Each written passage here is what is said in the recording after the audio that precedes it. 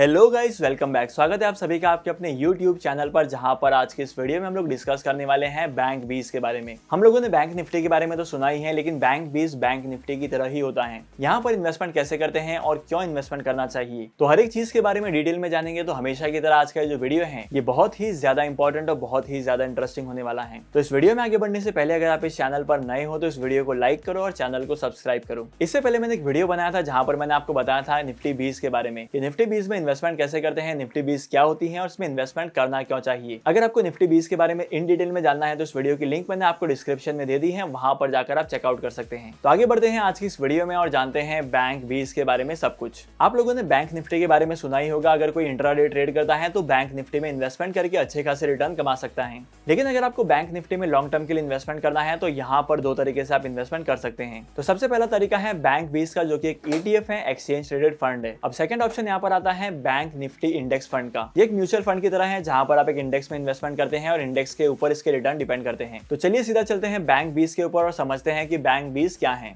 Bank 20 एक तरीके का ETF है, मतलब एक्सचेंज ट्रेडेड फंड है, जिसमें 12 बैंक्स के स्टॉक्स हैं। जैसे कि हम लोगों ने निफ्टी 20 वाली वीडियो में देखा था कि निफ्टी 20 रिफ्लेक्ट करता है निफ्टी को, वैसे ही बैंक 20 रिफ्लेक्ट करता है बैंक निफ्टी को। अगर बैंक निफ्टी की वैल्यू बढ़ेगी तो बैंक 20 की वैल्यू भी बढ़ेगी, और इसी के साथ साथ अगर बैंक निफ्टी की वैल्यू गिरती है तो बैंक बी की वैल्यू भी गिरेगी। और जैसे कि आप स्क्रीन पर देख सकते हैं कि निफ्टी बैंक में इन 12 मेजर बैंक्स की होल्डिंग होती है। अगर आप निफ्टी बैंक में इन्वेस्टमेंट करते हैं या निफ्टी 20 में इन्वेस्टमेंट करते हैं, इसका मतलब ये होता है कि आप इंडिया के टॉप 12 परफॉर्मिंग बैंक्स में इन्वेस्टमेंट कर रहे हैं। और अगर आप बैंक 20 में इन्वेस्टमेंट करते हैं ना, तो यहाँ पर डेफिनेटली आप 100% प्रॉफिट ही कमाएंगे। लॉस होने का तो कोई चांस ही नहीं है। लेट्स से आपके पास इन्वेस्टमेंट करने के लिए जो अमाउंट है वो कम है, तो आप 3 से 4 बैंक के शेयर्स लेते हैं और यहाँ पर इन्वेस्टमेंट करते हैं। अगर आप ऐसे इन्वेस्टमेंट करते हैं तो सबसे बड़ा रिस्क ये है कि इन कंपनीज की, इन बैंक्स के शेयर्स की वैल्यू जो है वो सडनली नीचे भी गिर सकती है। लेकिन अगर आप बैंक 20 में इन्वेस्टमेंट करते हैं तो आप उन बैंक्स में इन्वेस्टमेंट करते हैं जो इस बैंक निफ्टी को रिफ्लेक्ट करते हैं। बेसिकली बैंक निफ्टी की होल्डिंग में क्या होता है कि अगर कोई बैंक अंडर परफॉर्म करता है तो उसकी जगह पर कोई दूसरा बैंक आ जाता है। लेकिन अगर आपने किसी एक बैंक के शेयर्स में इन्वेस्टमेंट किया है और उस बैंक के शेयर्स की वैल्यू जो है वो गिरने लगी, तो आपके इन्वेस्टमेंट की पोर्टफोलियो की वैल्यू जो है वो भी गिर जाएगी। तो इसी तरीके से बैंक 20 में इन्वेस्टमेंट करने के बहुत सारे फायदे हैं। तो सबसे पहले ये जान लेते हैं कि बैंक 20 में इन्वेस्टमेंट करने के फायदे क्या क्या होते हैं। अगर आप बैंक 20 में इन्वेस्टमेंट करते हैं तो यहाँ पर आप छोटे से छोटे अमाउंट पे इन्वेस्टमेंट कर सकते हैं। बेसिकली बैंक 20 जो है वो ETF है, तो आप ETF का कम से कम 1 यूनिट बाय कर सकते हैं और मैक्सिमम आपको जितना यूनिट बाय करना है उतने आप बाय कर सकते हैं। लेकिन अब आपके मन में ये सवाल होगा कि बैंक 20 की जो रेट होती है वो किस रेट पर बाय कर सकते हैं। देखो, बैंक निफ्टी की जो वैल्यू होती है उसको 100 से डिवाइड करने के बाद जो अमाउंट आता है वो अमाउंट होता है बैंक 20 की वैल्यू। लेट्स से अगर बैंक 20 की करंट वैल्यू है 10,000 रुपीज, तो 10,000 रुपीज को डिवाइड करते हैं 100 से, तो यहाँ पर हमें मिलता है 100 रुपए।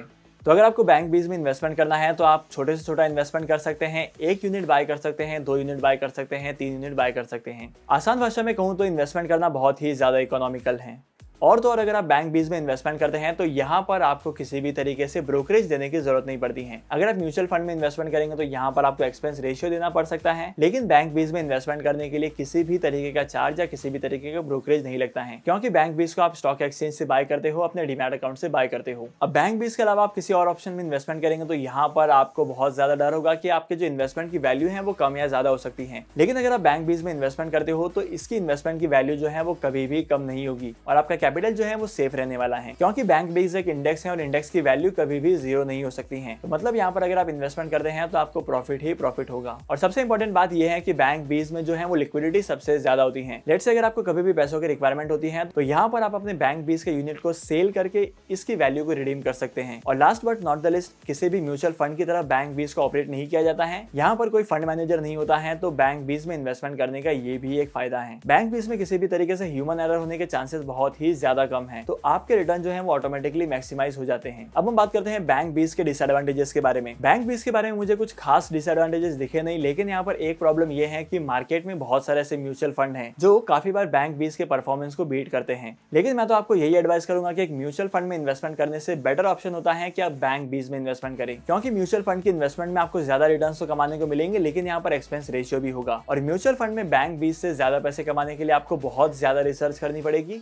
और आपको ये पता लगाना पड़ेगा कि कौन सा ऐसा म्यूचुअल फंड है जो आपको बहुत ज्यादा रिटर्न्स देगा। तो होप करता हूँ कि अभी तक की वीडियो में आपको ये तो पता चल गया है कि आखिर बैंक बीज है क्या और बैंक बीज में इन्वेस्टमेंट करने के क्या एडवांटेजेस है और क्या डिसएडवांटेजेस हैं। लेकिन अब मैं आपको ये बता देता हूँ कि बैंक बीज में इन्वेस्टमेंट करते कैसे हैं। बैंक बीज में इन्वेस्टमेंट करने के लिए आपके पास एक डीमैट अकाउंट का होना बहुत जरूरी है, और अगर आपके पास एक डीमैट अकाउंट नहीं है तो डीमैट अकाउंट ओपन करने के लिए लिंक मैंने डिस्क्रिप्शन में दे दिया है। सबसे पहले आपको डीमैट अकाउंट के प्रोफाइल में जाना है और वहां पर सर्च करना है बैंक बीज, और यहाँ पर आपको बैंक बीज की प्राइस दिखेगी और सिंपली आपको करना है बाय, जैसे कि आप किसी भी इक्विटी शेयर्स में इन्वेस्टमेंट करने के टाइम पर बाइंग करते हो। और इसी के साथ साथ आपको कंफर्मेशन देना है और आपके फंड्स के सेक्शन में से आपके पैसे जो है वो डिडक्ट हो जाएंगे। तो इस तरीके से आपके बैंक बीज के जो यूनिट है वो आपके डीमैट अकाउंट में शो करेंगे। अगर आप एक रिटेल इन्वेस्टर हो और आपके पास इन्वेस्टमेंट करने के लिए ज्यादा पैसे नहीं है और इसी के साथ साथ आप अपने इन्वेस्टमेंट के पोर्टफोलियो को डाइवर्सिफाई भी करना चाहते हो, तो आपको डेफिनेटली बैंक बीज में इन्वेस्टमेंट करना चाहिए, क्योंकि over the period of time bank Nifty में इन्वेस्टमेंट करके बहुत सारे लोगों ने मैसिव रिटर्न्स कमाए हैं। तो ऐसी इन्वेस्टमेंट अपॉर्चुनिटी को मिस आउट मत करना और यहाँ पर इन्वेस्टमेंट जरूर करना। तो आज के इस इंपॉर्टेंट वीडियो को यहीं पर खत्म करते हैं, और आज की वीडियो का कंटेंट अगर आपको वैल्यूएबल लगा है तो इस वीडियो को लाइक करना, शेयर करना। इसी के साथ साथ अगर आप इस चैनल पर नए हो तो इस चैनल को सब्सक्राइब करो। मैं आपको मिलूंगा अगली वीडियो में नए टॉपिक के साथ, एक इंटरेस्टिंग टॉपिक के साथ। तब तक के लिए signing off, happy investing and good bye.